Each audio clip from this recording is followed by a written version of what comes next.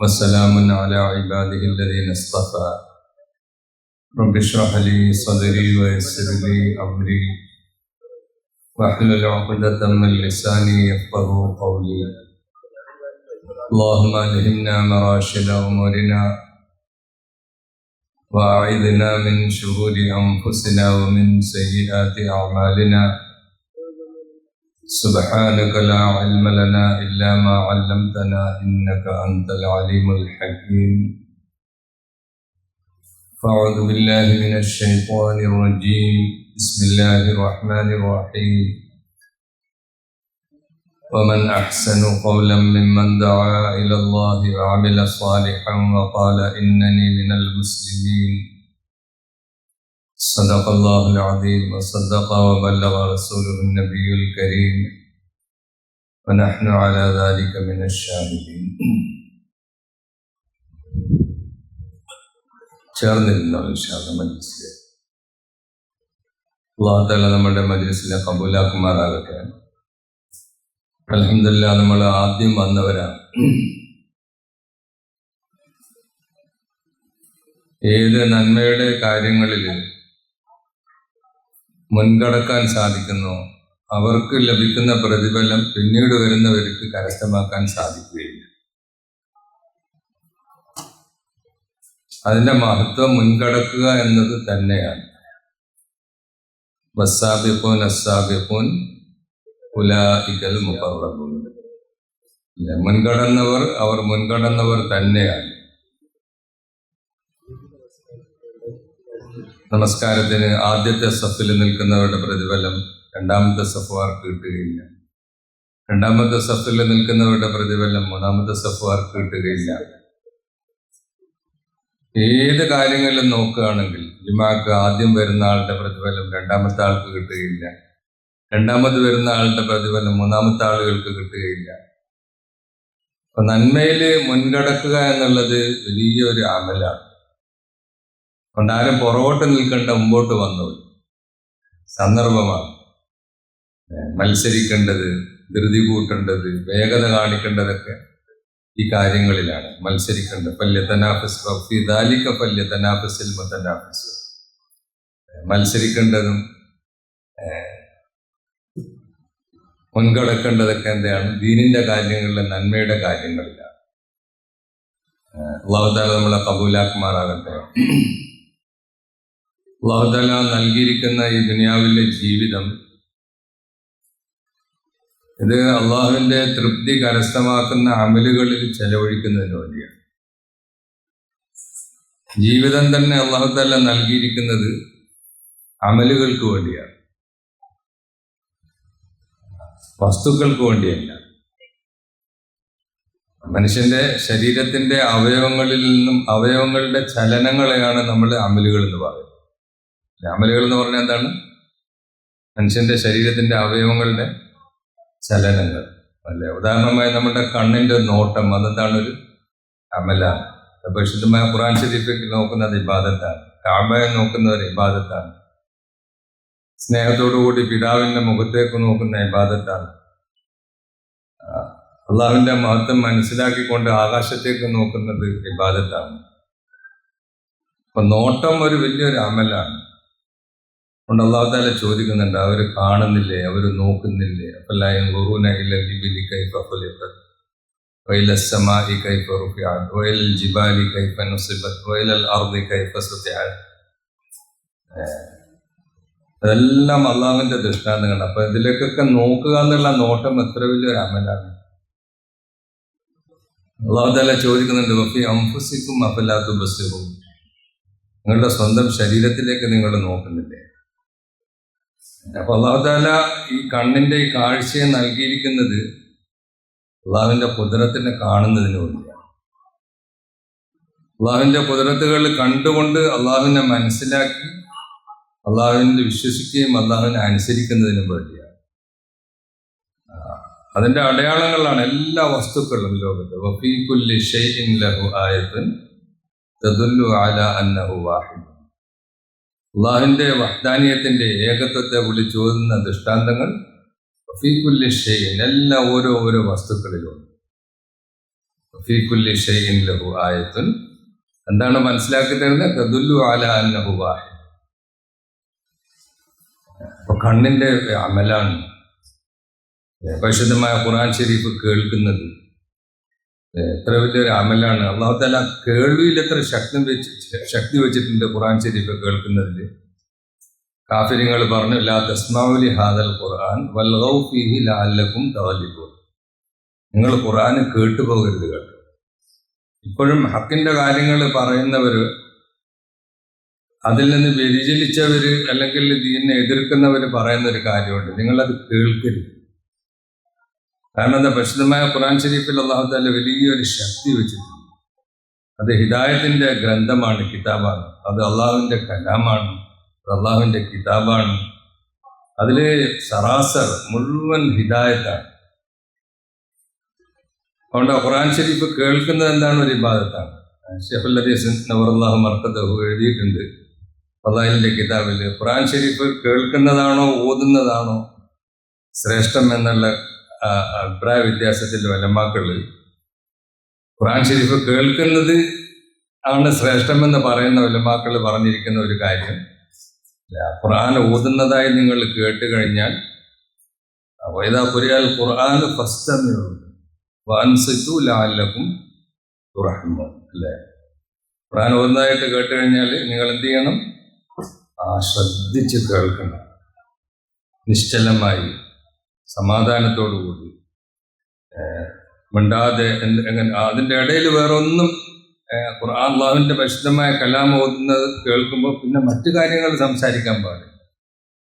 അതാണ് അശ്രദ്ധമായ ആളുകളുടെ ഇടയിൽ ഇരുന്ന് ശബ്ദത്തിൽ ഓതരുതെന്നുള്ള മക്കൾ പറയും.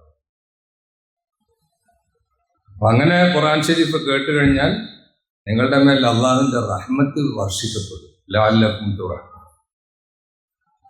ബഹുമാനപ്പെട്ട അബൂബക്കർ സിദ്ദീഖ് റളിയല്ലാഹു തആല അൻഹുവിനോട് പറയപ്പെടുമായിരുന്നു, അബൂബക്കർ റളിയല്ലാഹു തആല അൻഹു ഖുർആൻ ഓതുമ്പോൾ, ആ ഖുർആൻ ശരീഫ് ഓതുമ്പോഴുള്ള ആ റിത്തത്ത്, ആ സ്വരം, ആ ഹൃദയത്തിന്റെ ആ സാന്നിധ്യത്തോടു കൂടി ഓതുന്ന ആ തിലാവത്ത്, അത് കേൾക്കുന്ന ആളുകളുടെ ഹൃദയങ്ങൾ അലിഞ്ഞു പോകുന്നു. അതുകൊണ്ട് മുശ്രിക്കുകൾ പറഞ്ഞു, അബൂബക്കർ ഓതിക്കൊള്ളട്ടെ, പക്ഷെ എങ്ങനെ ഓതണം? പതുക്കെ ഓതണം, അല്ലെങ്കിൽ സ്ത്രീകളുടെയും കുട്ടികളുടെയും ഹൃദയങ്ങൾ അലിഞ്ഞു പോകും. അപ്പൊ എന്താണ്? അല്ലാഹു തആല ഖുർആൻ ശരീഫ് ഓതുന്ന കേൾക്കുന്നതിൽ അത്ര വലിയ ശക്തി വെച്ചിട്ടുണ്ട്. കാരണം കേൾവി എന്നുള്ളത് മനുഷ്യന്റെ വലിയൊരു അല്ലാഹു തആല നൽകിയിരിക്കുന്ന വലിയൊരു നിഅമത്താണ്.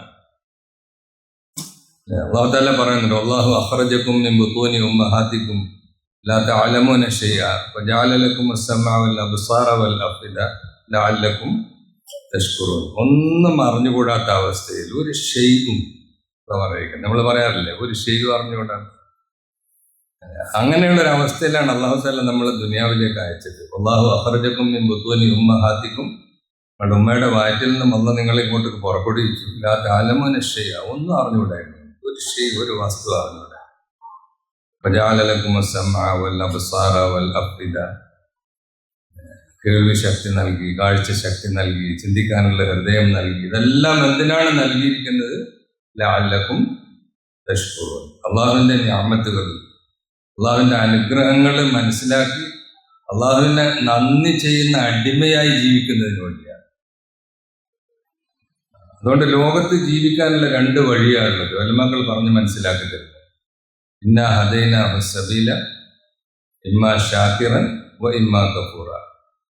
വളരെ വ്യക്തമായ നിലയിൽ അല്ലാഹു തആല മാർഗദർശനം നൽകിയിട്ടുണ്ട്. ആർക്കും പറയാൻ സാധിക്കുകയില്ല, അല്ലെ? അപൂർണമായ ദീനല്ല നമുക്ക് നൽകിയിരിക്കുന്നത്, മറിച്ച് പരിപൂർണമായ ദീനാണ്. അതും അല്ലാഹു തആല തൃപ്തിപ്പെട്ട് പൊരുത്തപ്പെട്ട് നൽകിയിരിക്കുകയാണ്. അൽയൗമ അക്മൽതു ലക്കും ദീനക്കും വ അത്മംതു അലൈക്കും നിഅമതി വ റളീതു ലക്കുമുൽ ഇസ്ലാമ ദീന. അല്ലാഹു തആല അവന്റെ ദീനിനെയും പൂർത്തിയാക്കി, ആ ദീനിന്റെ പൂർത്തീകരണത്തിൽ കൂടി അള്ളാഹുവിന്റെ നിഅമത്തുകളെയും നമ്മുടെ മേൽ പൂർത്തിയാക്കി തന്നിരിക്കുകയാണ്. ഇസ്ലാമിന്റെ ദീനായിട്ട് പൊരുത്തപ്പെട്ട് തൃപ്തിപ്പെട്ട് നമുക്ക് നൽകിയിരിക്കുകയാണ്. അതുകൊണ്ട് ദുനിയാവിൽ അള്ളാഹുവിന്റെ പൊരുത്തം കിട്ടാനുള്ള ഒരേ ഒരു വഴിയേ ഉള്ളൂ, രണ്ടാമതൊരു വഴിയില്ല. അതെന്താണ്? പരിശുദ്ധമായ ദീനുൽ ഇസ്ലാമാണ്. റളീതു ലക്കുമുൽ ഇസ്ലാമ ദീന, ഇസ്ലാമിനെ ഞാൻ നിങ്ങൾക്ക് തൃപ്തിപ്പെട്ട് പൊരുത്തപ്പെട്ട് നൽകിയിരിക്കുകയാണ്. വമൻ യബ്തഗി ഗൈറൽ ഇസ്ലാമി ദീനൻ, ഇസ്ലാമല്ലാത്ത വേറെ ഏതെങ്കിലും ഒരു ജീവിത രീതി ആരെങ്കിലും അത് സ്വീകരിക്കുകയാണ്, ആശ്ലേഷിക്കുകയാണെങ്കിൽ ഫലൻ യുഖ്ബല മിൻഹു, ഒരിക്കലും അവനിൽ നിന്നും അത് സ്വീകരിക്കപ്പെടുക ഇല്ല തന്നെ. മാത്രമല്ല ആഖിറത്തിൽ അവൻ നഷ്ടപാളികളിൽ പെട്ടുപോകും. അള്ളാഹു നമ്മളെ കാത്തുരക്ഷിക്കുമാറാകട്ടെ. അപ്പൊ അള്ളാഹു തആല നമുക്ക് നൽകിയിരിക്കുന്ന ഈ നിഅമത്തുകൾ, കേൾവി, കാഴ്ച, ചിന്തിക്കാനുള്ള ഹൃദയം, ഇതെല്ലാം എന്തിനാണ് അള്ളാഹു തആല നൽകിയിരിക്കുന്നത്? അള്ളാഹുവിനെ മനസ്സിലാക്കുന്നതിന് വേണ്ടിയാണ്, അള്ളാഹുവിന്റെ മാരിഫത്തിന് വേണ്ടിയാണ്. അതുകൊണ്ട് ഉലമാക്കൾ നമുക്ക് പറഞ്ഞ് മനസ്സിലാക്കി തരുന്നു, അള്ളാഹുവിന്റെ ഒരു സൃഷ്ടി, അതായത് മലക്കുകൾ, മനുഷ്യനെ സൃഷ്ടിക്കുന്നതിന് മുമ്പ് മലക്കുകളുണ്ട്. ആ മലക്കുകളാണെങ്കിൽ അവരുടെ പ്രത്യേകത എന്താണ്? എന്ത് ഇബാദത്താണോ അവരോട് ചെയ്യാൻ കൽപ്പിക്കപ്പെട്ടിരിക്കുന്നത് അത് പരിപൂർണമായും അവരനുസരിക്കും. മാത്രമല്ല കൽപ്പനക്കൊന്നും അവർക്ക് എതിർ പ്രവർത്തിക്കാൻ സാധിക്കുകയുമില്ല. അങ്ങനെ അള്ളാഹുവിനെ അനുസരിക്കുന്ന ഒരു മഖ്ലൂഖ്, ലാ യഅസൂന അല്ലാഹ മാ അമറഹും വയഫഅലൂന മാ യുഅ്മറൂൻ. അള്ളാഹുവിന്റെ കൽപ്പനയ്ക്ക് എതിര് പ്രവർത്തിക്കുകയും ചെയ്യുകയില്ല, കൽപ്പിക്കപ്പെടുന്നതനുസരിച്ച് പരിപൂർണമായി അനുസരിക്കുകയും ചെയ്യുന്ന മഖ്ലൂഖ് ഉള്ളതിനോടുകൂടി അള്ളാഹു തആല അവനെ ഇബാദത്ത് ചെയ്യുന്നതിന് വേണ്ടി മനുഷ്യനെ സൃഷ്ടിച്ചു. വമാ ഖലഖ്തുൽ ജിന്ന വൽ ഇൻസ ഇല്ലാ ലിയഅ്ബുദൂൻ. ഉലമാക്കൾ നമുക്ക് പറഞ്ഞ് മനസ്സിലാക്കി തരുന്നു, അതായത് അള്ളാഹുവിനെ തിരിച്ചറിഞ്ഞ് മനസ്സിലാക്കി അള്ളാഹുവിനെ ഇബാദത്ത് ചെയ്യുന്നത്, അള്ളാഹുവിന്റെ മാരിഫത്തിന് വേണ്ടി. അതുകൊണ്ട് നമ്മളുടെ ഓരോ മനുഷ്യന്റെയും ജീവിതത്തിന്റെ ലക്ഷ്യം മനസ്സിലാക്കുക എന്നുള്ളതാണ് ഏറ്റവും പ്രാഥമികമായ മനുഷ്യന്റെ ആവശ്യം. അള്ളാഹുവിന്റെ മാരിഫ്, അള്ളാഹുവിനെ അറിയുക, അള്ളാഹുവിനെ മനസ്സിലാക്കുക.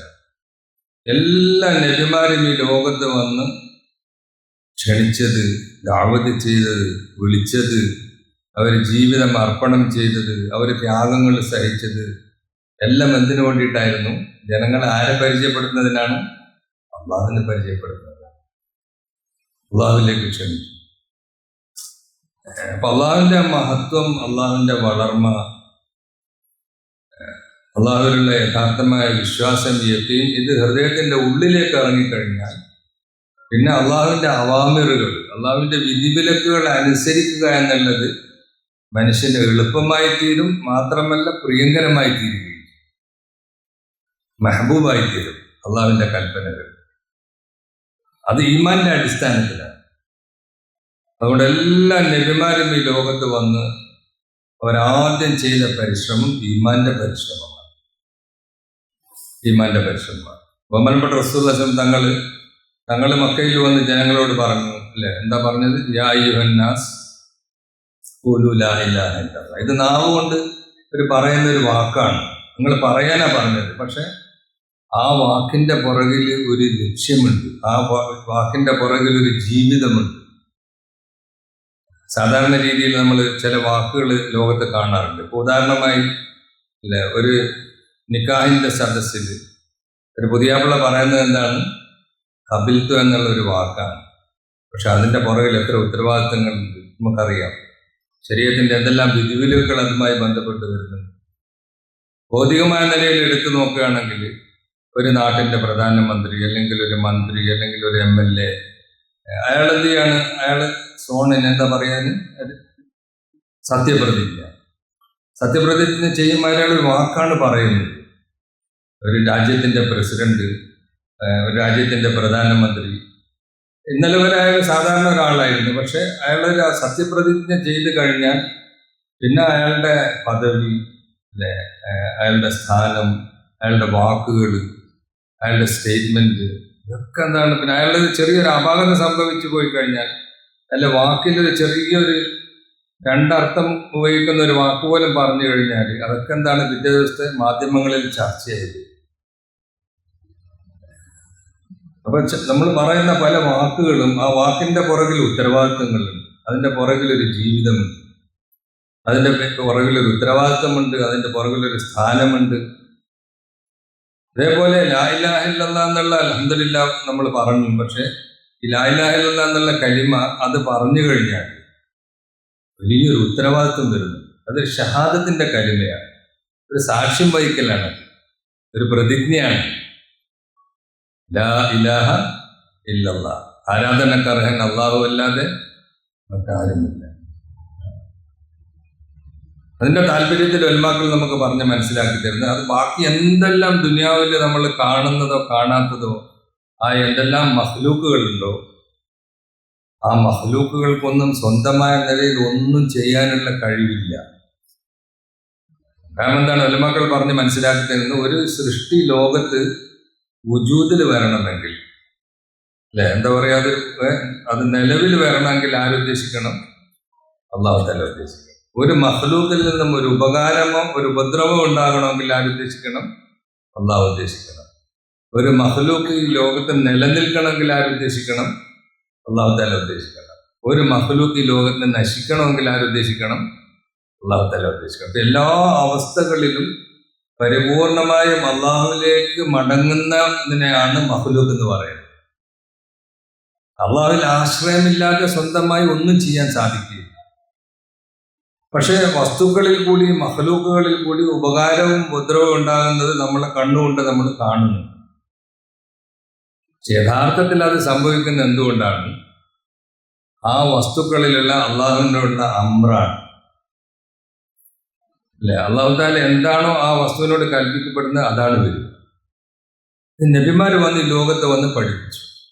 ആദ്യം അള്ളാഹു തആല നബിമാർക്ക് ഈമാൻ പഠിപ്പിച്ചു. പരിശുദ്ധമായ ഖുർആൻ ശരീഫിൽ എത്രയോ സംഭവങ്ങൾ നമുക്ക് കാണാം.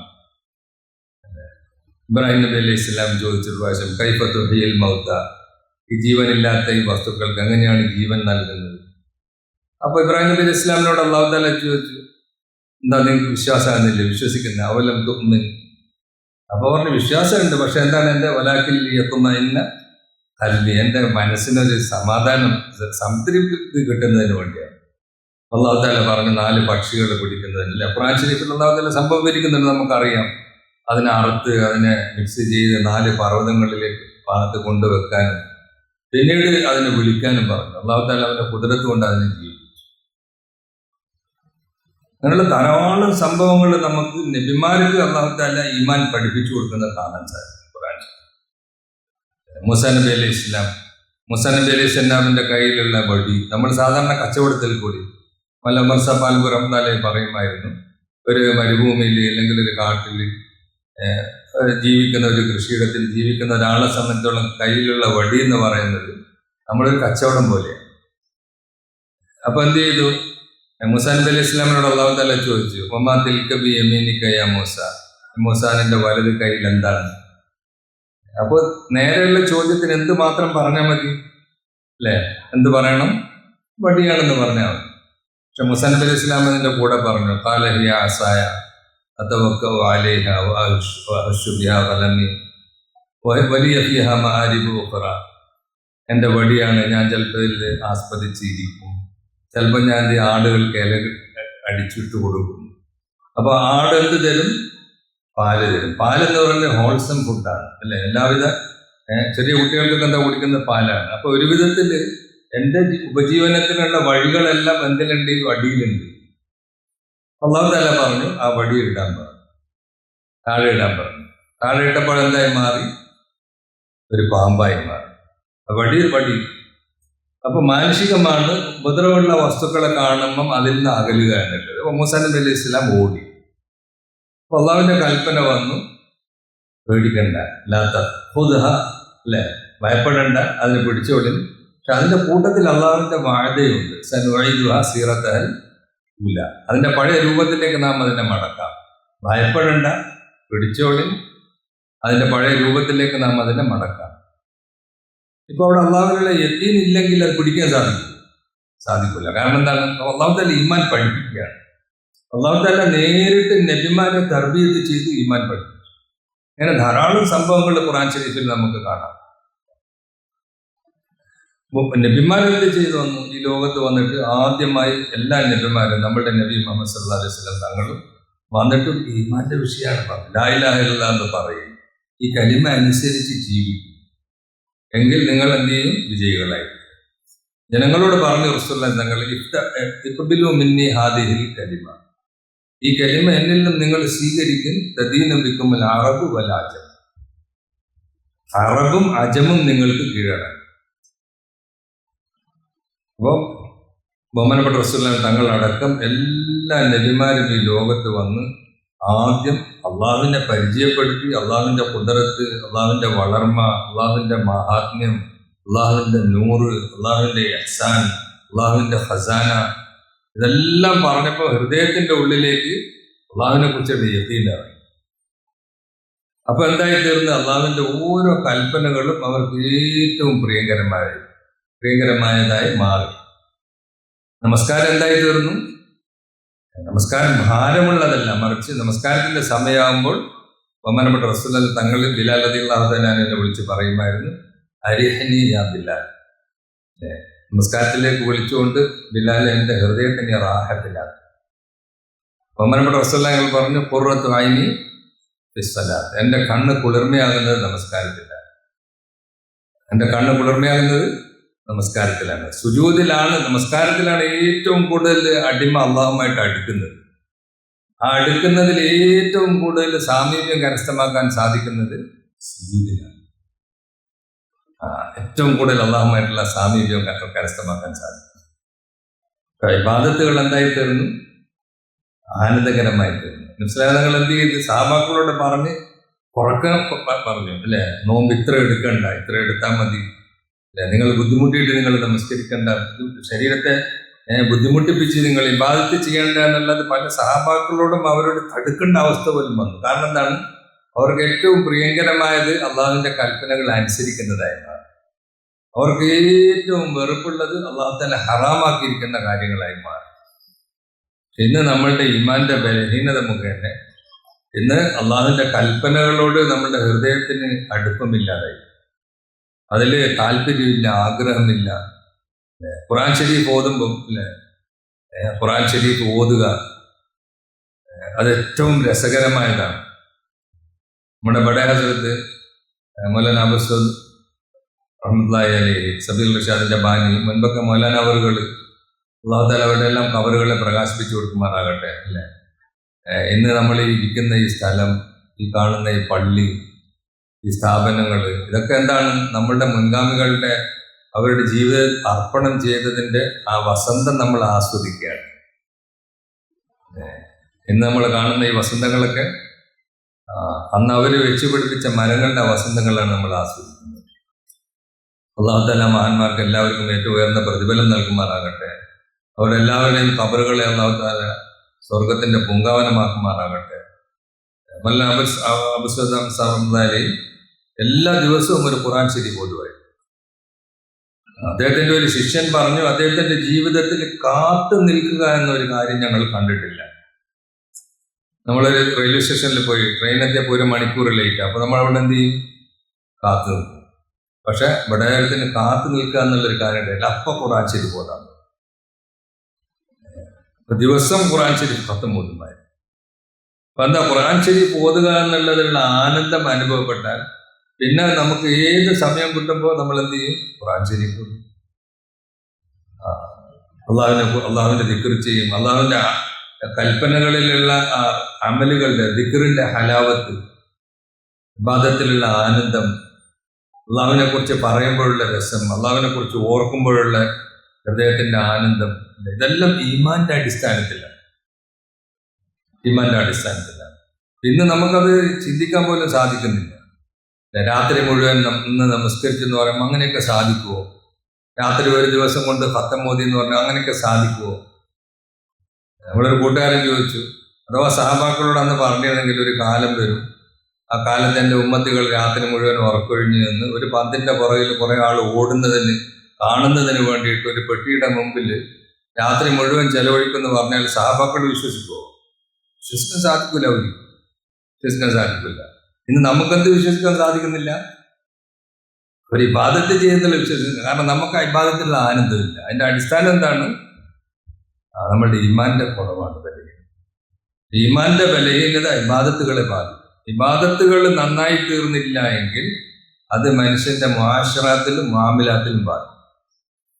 സാമൂഹിക ജീവിതത്തിൽ ഭാര്യയോടുള്ള പെരുമാറ്റം, മക്കളോടുള്ള പെരുമാറ്റം, അയൽവാസികളോടുള്ള പെരുമാറ്റം, സത്യസന്ധത, ഇതിലെ അള്ളാഹുവിന്റെ കൽപ്പനകൾ ജീവിതത്തിന്റെ എല്ലാ മേഖലകളുമായി ബന്ധപ്പെട്ടതാണ്. മേഖലകളുമായി ബന്ധപ്പെട്ടതാണ്. എല്ലാ മേഖലകളിലുള്ള അള്ളാഹുവിന്റെ ഹുക്കുമുകൾ പൂർത്തിയാക്കാൻ സാധിക്കണമെങ്കിൽ അതിന്റെ അടിസ്ഥാനം ഈമാനാണ്. ഈമാനിന്റെ പരിശ്രമമാണ് യഥാർത്ഥത്തിൽ നമ്മൾ ഈ ദാവത്തിന്റെ പരിശ്രമം. മൗലാന ജസഫ് തലവറുകൾ പറയുമായിരുന്നു, ഞാൻ ഈ പരിശ്രമത്തിന് തബ്ലീഗിന്റെ പരിശ്രമം എന്നൊന്നും പേര് വെച്ചിട്ടില്ല. ഇത് ജനങ്ങൾ പറഞ്ഞ് തബ്ലീഗ് എന്നുള്ള പേരായതാണ്. അങ്ങനെ ഒരു പ്രത്യേക ഒരു ജമാഅത്തും ഇല്ല. അപ്പൊ നമ്മൾ മാരിബ് നമസ്കരിച്ചു അല്ലേ? ആ സമയത്ത് നമ്മൾ മാരിബിന്റെ ജമാഅത്താണ്. അത് കഴിഞ്ഞ് സലാം വീട്ടി കഴിഞ്ഞാൽ അത് തീർന്ന്. പിന്നെ അടുത്തത് ഇശാ വരുമ്പോൾ ഇശാന്റെ ജമാഅത്ത്. ഉമ്മത്തികൾ എല്ലാവരും ചേർന്ന് ഒന്നുണ്ട് സംഘടന, മറ്റൊന്നുണ്ട് സംഘടിതമായിട്ട് ചെയ്യും. സംഘടന എന്ന് പറയുമ്പോൾ അതിന് പല ഓർഗനൈസേഷൻ സെറ്റപ്പ് ഉണ്ടാവും. അതൊന്നും വിശദീകരിക്കേണ്ട ആവശ്യമില്ല. അതേസമയത്ത് സംഘടിതമായിട്ട് ചെയ്യാന്ന് പറഞ്ഞു കഴിഞ്ഞാൽ അത് ജമാഅത്തായിട്ട് ചെയ്യാം. അതെന്താണ് അങ്ങനെ ചെയ്യുന്നത്? യദുല്ലാഹി അലൽ ജമാഅ, അള്ളാഹിന്റെ സഹായം ജമാഅത്തിനോട് കൂടി. ഒരു സമൂഹത്തിലേക്ക് അല്ലാഹു തആല 2 മുർസലിങ്ങളെ അയച്ചു. അപ്പൊ ആ 2 മുർസലിങ്ങൾ അവര് നിഷേധിച്ചപ്പോൾ അല്ലാഹു തആല മൂന്നാമത് ഒരു മുർസലിനെ അയച്ചിട്ടുകൊണ്ട് അവരെ ശക്തിപ്പെടുത്തി. അർസൽനാ ഇലൈഹിം മുത്നൈനി ഫകദബൂഹുമാ ഫഅസ്സസ്നാ ബിതാലിബ് ഫഖാലൂ ഇന്നാ ഇലൈക്കും മുർസലൂൻ. ജമാഅത്തായിട്ട് ചെയ്യുന്നതിലൊരു ശക്തി ചെയ്യേണ്ടത് ഓരോ ഉമ്മത്തുകളും ചെയ്യേണ്ടതാണ്. അത് നമുക്ക് മനസ്സിലാക്കാൻ തൗഫീഖ് തരുമാറാകട്ടെ. അതുകൊണ്ട് ദീനിന്റെ ഈ ദഅവത്തിന്റെ പരിശ്രമം നമ്മളുടെ യഥാർത്ഥത്തിൽ നമ്മളുടെ ഈമാനിനെ ശക്തിപ്പെടുത്തുന്നതിനുള്ള പരിശ്രമമാണ്. ഈമാൻ ശക്തിപ്പെട്ടു കഴിഞ്ഞാൽ അതിന്റെ ഗുണം ഇബാദത്തുകളിൽ ഉണ്ടാകും. ഇബാദത്തുകൾ നേരെയായി തീർന്നു കഴിഞ്ഞാൽ അത് ആ സിഫാത്തുകൾ ജീവിതത്തിൽ ഉണ്ടാകും. ഉദാഹരണമായി ഒരു മനുഷ്യന്റെ നമസ്കാരം ശരിയായാൽ, നമസ്കാരത്തിൽ മാത്രമല്ല, വഅഖിമി സ്വലാത്തൽ ദിക്രി, അള്ളാഹുവിന്റെ സ്മരണ എപ്പോഴും ഉണ്ടാവും. എപ്പോഴാണ് അള്ളാഹുവിന്റെ സ്മരണ ഉണ്ടാകുന്നത്? അപ്പം ഗഫലത്ത് ഉണ്ടാകുകയില്ല, വിസ്മൃതി ഉണ്ടാകുകയില്ല. എവിടെയാണോ വിസ്മൃതി വരുന്നത് അവിടെയാണ് ശൈത്താൻ വരുന്നത്. ഓരോരുത്തരുടെ ഉത്തരവാദിത്തങ്ങളിൽ ഒരു പ്ലെയിൻ ഓടിക്കുന്ന പൈലറ്റ് ഒരു അല്പസമയം അയാളുടെ ജോലിയിൽ അശ്രദ്ധനായി വിസ്മൃതിയായി അകപ്പെട്ടാൽ വലിയ അപകടം സംഭവിക്കും. ഓരോ ഉത്തരവാദിത്തങ്ങളുള്ള ആളുകളും ആ ഉത്തരവാദിത്തത്തിലുള്ള അവരുടെ അലംഭാവം, അവരുടെ വിസ്മൃതി, ഗഫലത്ത്, അശ്രദ്ധ, അത് വലിയ അപകടം ഉണ്ടാകും. ഇന്ന് ഈ ഉമ്മത്തിനെ അല്ലാഹു തആല ഏൽപ്പിച്ച ഉത്തരവാദിത്വം, ബഹുമാനപ്പെട്ട റസൂലുള്ളാഹികൾ തങ്ങൾ ഏൽപ്പിച്ച ഉത്തരവാദിത്വങ്ങൾ, ഇതിൽ നിന്ന് നമ്മൾ വിസ്മൃതിയിലായപ്പോൾ നമ്മൾ കാരണമായി ലോകത്ത് മുഴുവൻ മനുഷ്യർ ഇന്ന് അതിൻ്റെ ഭവിഷ്യത്ത് അനുഭവിച്ചുകൊണ്ടിരിക്കും. കാരണക്കാരാണ് കാരണക്കാർ? നമ്മളാണ്. അള്ളാഹ് നമുക്ക് പുറത്തു തരുമാറാകട്ടെ. എല്ലാ ദുൽമുകൾക്കും കാരണം റബ്ബന അലല്ലാഹി തവക്കൽനാ റബ്ബന ലാ തജഅൽനാ ഫിത്നത്തൽ ലിൽ ഖൗമിൽ ളാലിമീൻ വനജ്ജിനാ ബിറഹ്മതിക മിനൽ ഖൗമിൽ കാഫിരീൻ. നമ്മളൊരു സബബായി തീരുക ദുൽമിന്. അള്ളാഹ് നമ്മളെ കാത്തുരക്ഷിക്കുമാറാകട്ടെ. റബ്ബന ലാ തജഅൽനാ ഫിത്നത്തൽ ലില്ലദീന കഫറൂ. ഉലമാക്കളോട് നിങ്ങൾ തഫ്സീർ ചോദിച്ചു. അതുകൊണ്ട് ഇന്ന് ലോകത്തുള്ള എല്ലാ കുഴപ്പങ്ങൾക്കും അടിസ്ഥാന കാരണക്കാര് തങ്ങളുടെ വിശ്വസിച്ച ഈമാനുള്ള മുസ്ലിമീങ്ങളായ മുഅ്മിനീങ്ങളായ നമ്മളാണ്. അതിൽ നിന്നും നമുക്ക് കരകയറാനും ലോകത്തെ മുഴുവൻ രക്ഷിക്കാനുള്ള വഴിയാണ് ബഹുമാനപ്പെട്ട റസൂലുള്ളാഹി തങ്ങൾ ഏതൊരു പരിശ്രമം സഹാബാക്കളിൽ ചെയ്തോ, ഏതൊരു പരിശ്രമം സഹാബാക്കളെ കൊണ്ട് ചെയ്യിച്ചോ അതിലേക്ക് മടങ്ങുക എന്നുള്ളതല്ലാതെ വേറെ ഒരു വഴിയും. മക്കൾ പറയാറുണ്ട്, നിങ്ങളുടെ ദീനിലേക്ക് നിങ്ങൾ ഹദീസിന്റെ അടിസ്ഥാനത്തിൽ വിശദീകരിച്ച് ചെയ്യുന്നുണ്ട്. ഒരു ഹദീസിനെ വിശദീകരിച്ച് പറയുന്നുണ്ട്. അതായത് നിങ്ങൾ നിങ്ങളുടെ ദീനിലേക്ക് മടങ്ങി പോകുന്നത് വരെ, അഥവാ ദീനിന്റെ പരിശ്രമത്തിലേക്ക് മടങ്ങി പോകുന്നത് വരെ നിങ്ങൾക്ക് ഈ നിന്യതയിൽ നിന്നും കരകയറാൻ സാധിക്കും. ഒരു സന്ദർഭത്തിൽ ബഹുമാനപ്പെട്ട റസൂലുള്ളാഹി തങ്ങൾ പറഞ്ഞു അല്ലേ, ഞങ്ങൾ എന്ത് പറഞ്ഞു? ഞങ്ങൾ പറഞ്ഞ ഒരു കാലം വരുന്നതിന് മുൻപായി നിങ്ങൾ നന്മയെ കൽപ്പിക്കുകയും തിന്മയെ തടുക്കുകയും ചെയ്യുക. അഥവാ അത് ചെയ്യാതെ അങ്ങനെ ഒരു കാലം നിങ്ങളിൽ വന്നാൽ നിങ്ങൾ എന്നോട് ചോദിക്കും, ഞാൻ തരികയില്ല. ഖുദ്സിയായ ഹദീസാണ്. നിങ്ങൾ എന്നോട് ദുആ ചെയ്യും, നിങ്ങളുടെ ദുആ ഞാൻ സ്വീകരിക്കുകയില്ല. ശത്രുക്കൾക്കെതിരിൽ നിങ്ങൾ എന്നോട് സഹായം ചോദിക്കും, ഞാൻ നിങ്ങളെ സഹായിക്കും. ഇത്രയും പറഞ്ഞ് ബഹുമാനപ്പെട്ട റസൂലുള്ളാഹി തങ്ങൾ മിമ്പറിൽ നിന്ന് താഴെ ഇറങ്ങി. 3 കാര്യങ്ങളെ പറഞ്ഞിട്ടുള്ളൂ. ഒരു കാര്യം ചെയ്തില്ലെങ്കിൽ അതിൽ വരുന്ന 3 ഭവിഷ്യത്തുകൾ നമ്മൾ അനുഭവിച്ചുകൊണ്ടിരിക്കുന്ന അതാണ്. അള്ളാഹ് നമുക്ക് തൗഫീഖ് തരുമാറാകട്ടെ, മനസ്സിലാക്കി തരുമാറാകട്ടെ. അതുകൊണ്ട് ദീനിന്റെ പരിശ്രമത്തിന്റെ ലക്ഷ്യം ഒരു വിഭാഗീയതയോ അല്ലെങ്കിൽ ഒരു കുറച്ച് ആളുകൾ ചെയ്യേണ്ട ജോലിയല്ല. ഉമ്മത്തിലുള്ള ഓരോ വ്യക്തികളും സ്വന്തം ദീനനുസരിച്ച് ജീവിക്കുക അള്ളാഹുവിന്റെ അടിമ എന്നുള്ളതിന്റെ പേരിൽ നമ്മളുടെ മേലെ നിർബന്ധമായതുപോലെ ബഹുമാനപ്പെട്ട റസൂലുള്ളാഹി തങ്ങളുടെ ഉമ്മത്തി എന്നുള്ള നിലയിൽ അവസാനത്തെ നബിയുടെ അവസാനത്തെ ഉമ്മത്ത് എന്നുള്ള നിലയിൽ നമ്മുടെ ഉത്തരവാദിത്വം കൂടിയാണ് സ്വന്തം ദീനനുസരിച്ച് ജീവിക്കുന്നതിനോടുകൂടി ദീനിന്റെ പരിശ്രമം ചെയ്യും. തയ്യാറല്ലേ ഇൻഷാ അല്ലാഹ്? അൽഹംദുലില്ലാഹ് അതിന് നമ്മൾ ആദ്യം വന്ന മജ്‌ലിസാണ്. നമ്മുടെ ഈ സമ്മേളനത്തിന്റെ അസൽ ലക്ഷ്യം അതാണ്. കുറച്ച് കാര്യങ്ങൾ കേട്ട് പിരിഞ്ഞു പോവുക എന്നുള്ളതല്ല, അല്ലെങ്കിൽ കുറച്ച് കാര്യങ്ങൾ അറിയിക്കുക എന്നുള്ളതല്ല. ഈ സമ്മേളനത്തിന് തന്നെ അൽഹംദുലില്ലാഹ് നമ്മുടെ ഇന്ത്യയുടെ അങ്ങേ അറ്റത്തുള്ള സംസ്ഥാനത്തുള്ള ഏതാണ്ട് 15ഓളം ജമാഅത്തുകൾ നമ്മൾ കേരളത്തിൽ പ്രവർത്തിച്ചു, വിവിധ സ്റ്റേറ്റുകളിലുള്ള ആളുകൾ. ഈ മജ്‌ലിസിൽ തന്നെ അൽഹംദുലില്ലാഹ് എത്രയോ ആയിരക്കണക്കിന് കിലോമീറ്റർ പറന്ന് കടലുകളിൽ താണ്ടി വന്ന നമ്മുടെ സഹോദരങ്ങൾ അല്ലാഹു തആല അവർക്കെല്ലാം ഉയർന്ന പ്രതിഫലം നൽകുമാറാകട്ടെ. പല സ്ഥലങ്ങളിൽ ഓരോ ഈ സമ്മേളനത്തിന്റെ പങ്കുകൊള്ളുന്നതിന് സമ്മേളനത്തിന്റെ പരിശ്രമത്തിന് വേണ്ടി അങ്ങനെ വലിയൊരു ത്യാഗത്തിന് ശേഷം ഇതിന് നമ്മുടെ ജമാഅത്തുകൾ അൽഹംദുലില്ലാഹ് ഖത്തറിൽ പോയി പരിശ്രമിച്ചു, സൗദിയിൽ പോയി പരിശ്രമിച്ചു, നമ്മളെ നാടുകളുടെ ഓരോ ഭാഗങ്ങളിലും പോയി പരിശ്രമിച്ചു. വലിയൊരു ത്യാഗ പരിശ്രമത്തിന് ശേഷമാണ് നമ്മൾ ഒരുമിച്ച് കൂടി. ഇനി എന്താണ് ഇതിന്ന് ഉദ്ദേശിക്കുന്നത്?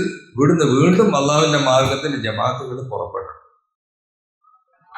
സാധാരണ നമ്മളോട് പറയാറുണ്ട്, നമ്മുടെ മജ്‌ലിസ് എന്ന് പറയുന്നത് ജനങ്ങളുടെ ഒരുമിച്ച് കൂടലിനെ പോലെ തന്നെ ഒരു പരിശ്രമത്തിന്റെ ഒരുമിച്ച് കൂടൽ കൂടിയാണ്. തീർച്ചയായും മുഅ്മിനീങ്ങൾ ഒരുമിച്ച് കൂടുന്നതിൽ വലിയ പ്രതിഫലമുണ്ട്.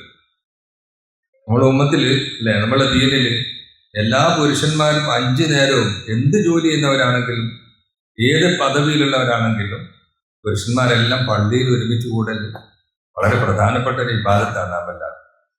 പിന്നെ ആഴ്ചയിൽ ഒരു ദിവസം ജാമിയ മസ്ജിദിൽ ജുമാ പള്ളിയിൽ ഒരുമിച്ച് കൂടണം.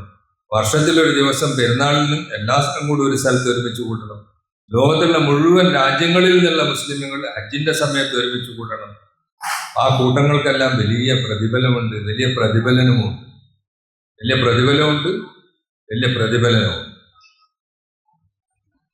നമ്മുടെ ഇതിന്റെ പരിശ്രമത്തിൽ വരിക, കേൾക്കുക, അതും വലിയൊരു അമലാണ് അൽഹംദുലില്ലാഹ്. പക്ഷെ അത് മാത്രമല്ല, മറിച്ച് ഇത്രയും വലിയ ത്യാഗത്തോടു കൂടിയുള്ള ഒരു പരിശ്രമം നടക്കുന്നത് വീണ്ടും അള്ളാഹുവിന്റെ മാർഗത്തിൽ 10 മടങ്ങ് പരിശ്രമം എത്തുന്നതിന് വേണ്ടിയാണ്. അതുകൊണ്ട് അള്ളാഹുവിന്റെ വലിയൊരു അനുഗ്രഹമാണ് ഈ ഉമ്മത്തിനെ ഏൽപ്പിച്ചിരിക്കുന്ന ഈ ജോലി ചെയ്യുന്നതിന് ഏതെങ്കിലും നിലയിൽ നമ്മളെ അള്ളാഹു തആല സബബാക്കി. ഇത്ര വലിയ അനുഗ്രഹമാണ്. ശരിക്കും നമുക്ക് നോക്കുകയാണെങ്കിൽ പോപ്പുലേഷൻ വൈസ് ജനസംഖ്യയുടെ അടിസ്ഥാനത്തിലാണ് നബിമാരെ അയക്കേണ്ടതെങ്കിൽ ഏറ്റവും കൂടുതൽ നബിമാർ വരേണ്ടത് ഏത് കാലഘട്ടത്തിലായിരുന്നു? ഈ കാലഘട്ടത്തിലാണ്. ആദ്യം വന്നപ്പോഴാരായിരുന്നു? ഒരാളായിരുന്നു, ആദം നബി അലൈഹി ഇസ്ലാം, ഹവ്വ ബീവി, പിന്നെ മക്കള്. ആ കാലഘട്ടത്തിലൊക്കെ കുറഞ്ഞ ആളുകളെ ഉണ്ടായിരുന്നുള്ളൂ. അപ്പൊ അതുകൊണ്ട് ഒരേ കാലഘട്ടത്തിൽ തന്നെ പല നബിമാരുണ്ടായിരുന്നു.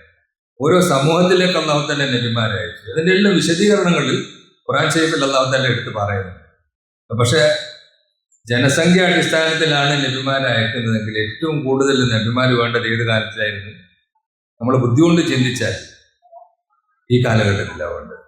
അങ്ങനെയല്ല, അള്ളാഹുവിന്റെ തീരുമാനമാണ്. പക്ഷെ എന്തുകൊണ്ട് അല്ലാഹു തആല അയച്ചില്ല? മക്കൾ പറഞ്ഞ് മനസ്സിലാക്കരുത്. ഈ ഉമ്മത്തിന് അതിന്റെ ഉത്തരവാദിത്തമുള്ളത് കൊണ്ടാണ്. കാരണം ഒരു നാട്ടിനെയും അല്ലാഹു തആല നശിപ്പിക്കുകയില്ല എന്ന് ഖുർആൻ ശരീഫിൽ അല്ലാഹു തആല പറയുന്നുണ്ട്. ആ ഉമ്മുൽ ഖുറ, ആ നാട്ടിലെ പ്രധാനപ്പെട്ട സ്ഥലത്ത് നബിമാരെ അയക്കാതെ ഒരു നാട്ടിനെയും അല്ലാഹു നശിപ്പിക്കുക. അല്ലാഹു തആല ഒരിക്കലും അനീതി ചെയ്യുകയില്ല, അല്ലാഹു തആല ദുൽമ ചെയ്യുകയില്ല. അതുകൊണ്ട് നമ്മളുടെ ഉത്തരവാദിത്വം നമ്മളുടെ സ്വന്തം ശരീരം മുതൽ ലോകത്തുള്ള മുഴുവൻ മനുഷ്യരുടെ ഉത്തരവാദിത്തമുള്ളവരാണ്. മുഴുവൻ രാജ്യത്തേക്ക് നമ്മൾ ചെറിയ ചെറിയ സ്ഥലങ്ങളിൽ നിൽക്കേണ്ടവരല്ല. റഹേഗ റാവി നേൽ വ ഫുറാത്ത് മേ കബ് തക് തെരാ സഫീന ജോ ഹെ ബഹറെ ബേക്കറാ കെ ലിയെ. ഈ ചെറിയ ചെറിയ ഈ നദികളിലും ഈ പുഴകളിലൊന്നും സഞ്ചരിക്കുന്നതിന് വേണ്ടിയുള്ള കപ്പലല്ല നിന്റേത്. നിന്റെ കപ്പൽ നിർമ്മിക്കപ്പെട്ടിരിക്കുന്നത് കരകാണാത്ത സമുദ്രത്തിന് വേണ്ടിയിട്ടുള്ളതാണ്. അള്ളാഹു നമുക്ക് തൗഫീഖ് തരുമാറാകട്ടെ. അതുകൊണ്ട് സ്വന്തം മസ്ജിദ് ജമാഅത്തിന്റെ വീട്ടിലെ താലീമ് മുതൽ നമ്മൾ പള്ളിയിലെ താലീമ്, നമ്മൾ ദിവസേനയുള്ള ഫിക്ർ, നമ്മുടെ ദിവസേനയുള്ള മുലാഖാത്തുകൾ, നമ്മുടെ ആഴ്ചയിലുള്ള ഗസ്റ്റ്, അടുത്ത നാട്ടിലെ നമ്മൾ 2ാമത്തെ ഗസ്റ്റ്, ചുറ്റുപാടുള്ള നാടുകളിലുള്ള നമ്മളുടെ 3 ദിവസത്തെ ജമാഅത്തുകൾ, അള്ളാഹുവിൻ്റെ മാർഗത്തിലുള്ള 40 ദിവസം ചില്ല 4 മാസം ജമാഅത്തുകൾ, വിദേശ രാജ്യങ്ങളിലേക്ക് ജമാഅത്തുകൾ മുഖേന ലോകത്തിൻ്റെ എല്ലാ ഭാഗങ്ങളുടെയും ഉത്തരവാദിത്തങ്ങൾ പൂർത്തിയാക്കാനുള്ള വളരെ ലളിതമായ ഒരു തർത്തീബ് അല്ലാഹു തആല നമുക്ക് ഇതിൻ്റെ പരിശ്രമത്തിൽ കൂടി നൽകിയിരിക്കുക. നമ്മളുടെ ഉത്തരവാദിത്തം എന്താണ്? നമ്മൾ ഈ ലക്ഷ്യം മനസ്സിലാക്കി നമുക്ക് അല്ലാഹു തആല നൽകിയിരിക്കുന്ന സമ്പത്ത്, അല്ലാഹു തആല നമുക്ക് നൽകിയിരിക്കുന്ന സലാഹിയത്ത്, അല്ലാഹു തആല നമുക്ക് നൽകിയിരിക്കുന്ന ആയുസ്, ഇതിനെ ദീനിന്റെ പരിശ്രമത്തിന് വേണ്ടി നമ്മൾ ക്രമീകരിക്കുകയാണ്. തയ്യാറല്ലേ? ഇൻഷാ അല്ലാഹ് അത് നമ്മളെ കബൂലാക്കുമാറാകട്ടെ. അതുകൊണ്ട് നമ്മളും ഈ സദസ്സിൽ നിന്ന് നമ്മൾ തയ്യാറാകണം. രണ്ടാമത് ഇനി വരുന്ന മുഴുവൻ നമ്മൾ ആതിഥേയരാണ്, നമ്മൾ ആദ്യം വന്നവരാണ്. നമ്മൾ ആരാണ്? ആതിഥേയരാണ് അല്ലെ? ഇനി വരുന്നവരെ നമ്മൾ അതിഥികളായിട്ട് കാണും.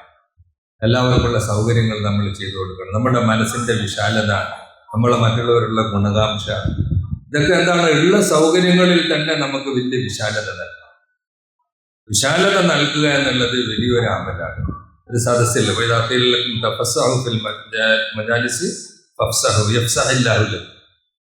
ഒരു സദസ്സിൽ തന്നെ കുറവാണ്. നമ്മളൊന്ന് വിശാലായി കൊടുത്തു കഴിഞ്ഞാൽ അല്ലാഹു തആല നമുക്ക് വിശാലത, അത് നമുക്ക് തൗഫീഖ് പെരുമാറാകട്ടെ.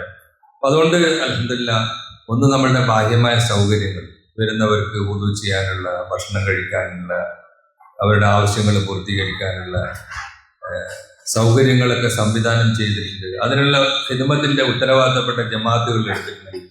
അല്ലാഹു തആല നമ്മൾ ചെയ്ത സംവിധാനത്തിൽ ബർക്കത്ത് ചെയ്യുമാറാകട്ടെ. ഏറ്റെടുത്ത് നമ്മളെ ഏൽപ്പിക്കപ്പെട്ടിരിക്കുന്ന ഉത്തരവാദിത്തങ്ങൾ അത് നമ്മൾ പൂർത്തിയാക്കിയാൽ എല്ലാവരും ചെയ്യുന്ന എല്ലാ അമലുകളുടെയും നിസ്സ സ്വഭാവം നമുക്കും കിട്ടും. കാരണം നമ്മളൊരു മശൂർ അനുസരിച്ചിട്ടാണ് ചെയ്യുന്നത്. അപ്പോൾ ഒന്ന് ഇൻഷാ അല്ലാഹ് നമ്മൾ അതിൻ്റെ ആ ജമാഅത്തുകൾ പൂർത്തീകരിക്കണം. ഏറ്റെടുത്തിരിക്കുന്ന ജോലി വളരെ കൃത്യമായ നിലയിൽ, നല്ല നിലയിൽ അല്ലാഹു തആല ആഗ്രഹിക്കുന്നതാണ്. എങ്ങനെയെങ്കിലും ചെയ്യുക എന്നുള്ളതല്ല, എല്ലാ കാര്യങ്ങളും ഭംഗിയായ നിലയിൽ ചെയ്യുക. അത് നമുക്ക് തൗഫീഖ് പെരുമാറാകട്ടെ. ആ നസ്മിന്റെ ജമാഅത്തുകൾ നമ്മൾ പൂർത്തിയാക്കണം. രണ്ടാമത് ഈ സമ്മേളനത്തിന്റെ ഏറ്റവും പ്രധാന ഭാഗം തശ്കീലാണ്. ഒരു പ്രാവശ്യം ഞങ്ങൾ ഒരാളെ കാണാൻ പോയി. അദ്ദേഹം പറഞ്ഞു, നിങ്ങളെല്ലാ കാര്യവും എനിക്ക് വലിയ ഇഷ്ടമാണ്, ഞാൻ നിങ്ങളുടെ മജലിസിൽ വരാറുമുണ്ട്, പക്ഷെ അതിൻ്റെ ലാസ്റ്റിൽ, അതിൻ്റെ ക്ലൈമാക്സിൽ വരുമ്പോൾ നിങ്ങളൊരു പരിപാടിയുണ്ട്, ഈ തശ്കീൽ എന്ന് പറഞ്ഞിട്ട്, അത് എനിക്ക് തീരെ പിടിക്കുന്നില്ല, സഹിക്കുന്നില്ല, അതുകൊണ്ട് ഞാൻ വരില്ല എന്നതാണ്. അപ്പോൾ നമ്മൾ അദ്ദേഹത്തോട് പറഞ്ഞു, ഈ കാണുന്ന മുഴുവൻ ലോകത്ത് കാണുന്ന ചലനങ്ങളും ഈ തശ്കീൽ എന്നുള്ള ഒരു അമല് കൊണ്ടാണ് ഈ ആളുകൾ തയ്യാറാകുന്നത്. എല്ലാം കേട്ട് പിരിഞ്ഞു പോകും. അതുകൊണ്ട് നിങ്ങൾക്ക് അഥവാ ഇപ്പം പുറപ്പെടാൻ സാധിക്കുന്നില്ല എങ്കിൽ നിങ്ങളെ മനസ്സിൽ നിങ്ങൾ വിചാരിക്കേണ്ടത് എന്താണ്? കുറച്ചോടെ ഞാനും ചെയ്യേണ്ടതാണ്, ഇപ്പം തൽക്കാലം എന്നെ കൊണ്ട് സാധിക്കുന്നില്ല എന്ന് മനസ്സിലാക്കിയിട്ട് മറ്റുള്ള ചെയ്യുന്നവർക്ക് വേണ്ടി നമ്മൾ ദുആ ചെയ്യാവുണ്ട്. അപ്പോൾ അദ്ദേഹം സമ്മതിച്ചു, അത് ശരിയാന്ന് പറഞ്ഞു. പിന്നെ അദ്ദേഹം പറഞ്ഞു, കാരണം ചിലപ്പോൾ പല കാര്യങ്ങളും അറിഞ്ഞുകൂടാത്തതുകൊണ്ട് ജനങ്ങൾ എതിർക്കും. സാധാരണ അറബിൽ പറയും, അന്നാസു അഅദാഉൻ ലിമാ ജഹിലു, അറിവില്ലാത്ത കാര്യങ്ങളുടെ ശത്രുക്കളാണ് ജനങ്ങൾ. അന്നാസു അഅദാഉൻ ലിമാ ജഹിലു. അപ്പം അതുകൊണ്ട് നമ്മളുടെ ഈ സമ്മേളനത്തിന്റെ വളരെ പ്രധാനപ്പെട്ട ഒരു ഭാഗമാണ് നമ്മളുടെ തശ്കീൽ. നമ്മളിവിടെ പറയപ്പെടുന്നതെല്ലാം മജ്‌ലിസുകളിൽ അതിനുശേഷം ഒരു തശ്കീൽ ഉണ്ടാവും. ഉദാഹരണമായി മഖാമി അമലുകളെ കുറിച്ച് പറഞ്ഞു, അതിനുശേഷം മഖാമി നാട്ടിൽ പോയി ചെയ്യേണ്ട പരിശ്രമങ്ങളുടെ, നമ്മുടെ നല്ല കുടുംബജീവിതം, ഹലാലായ സമ്പാദ്യമാർഗം, അതിനോടുകൂടി ഇനി സമ്മേളനത്തിന്റെ ശേഷം നമ്മളുടെ ആ ജീവിതത്തിലൊരു ക്രമീകരണം ഉണ്ടാകും. ഞങ്ങൾ 2 ആഴ്ച മുമ്പ് ഒരു മജ്‌ലിസിൽ ഇരുന്നപ്പം ഒരു ചെറുപ്പക്കാരൻ പറഞ്ഞു, ഒരു ഉസ്താദ് ഞങ്ങളുടെ കൂടെ ജമാഅത്തിൽ വന്ന് 3 ദിവസം. ആ 3 ദിവസം കഴിച്ച് തിരിച്ചു വന്നതിന് ശേഷം പിന്നെ അദ്ദേഹത്തിന്റെ സംസാരത്തിന്റെ രീതിയിൽ തന്നെ മാറ്റം ഉണ്ടായി. ഉസ്താദിന്റെ ഇപ്പോൾ വേറൊരു വൈബ്, എന്താ പറയുന്നത്, ഒരു വൈബാണ് അല്ലേ? എന്താ പറയുക, ആ ഒരു പ്രത്യേക വൈബാണ്. മുമ്പ് സംസാരത്തിന്റെ ആ ലെവല് വേറൊരു ലെവലായിട്ട് പറഞ്ഞു. ഒരു ചെറുപ്പക്കാരൻ പറഞ്ഞതാണ്, അള്ളാഹുവിന്റെ വഴിയിലൊരു ചെലവഴിച്ചു കഴിഞ്ഞാൽ നമ്മളുടെ കുറവുകൾ നമുക്ക് മനസ്സിലാവും, നമ്മൾ എവിടെ എത്തണം എന്നുള്ള ലക്ഷ്യം നമുക്കുണ്ടാവും.